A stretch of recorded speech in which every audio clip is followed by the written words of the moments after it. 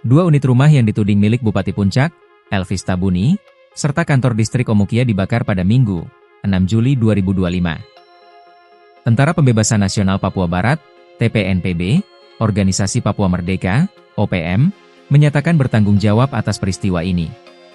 Juru bicara TPNPB OPM, Sebi Sambom, menuding pembakaran dilakukan pasukannya lantaran bangunan itu digunakan sebagai pos pertahanan militer oleh aparat keamanan Indonesia. Sebi bilang, keberadaan pasukan TNI di fasilitas sipil telah memicu ketakutan di kalangan masyarakat dan menyebabkan ribuan warga mengungsi dari wilayah distrik Omukia.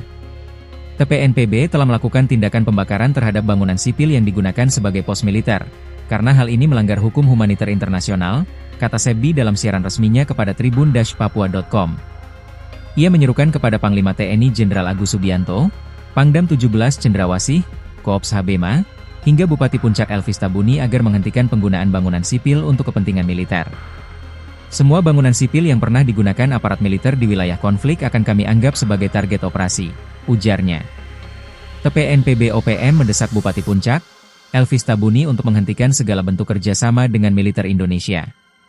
Mereka meminta kepala daerah itu fokus memberikan perlindungan bagi warga sipilnya yang kini terlantar akibat konflik bersenjata yang terus berlangsung di kawasan tersebut. Hingga berita ini tayang, belum ada tanggapan resmi dari aparat keamanan maupun pemerintah Kabupaten Puncak.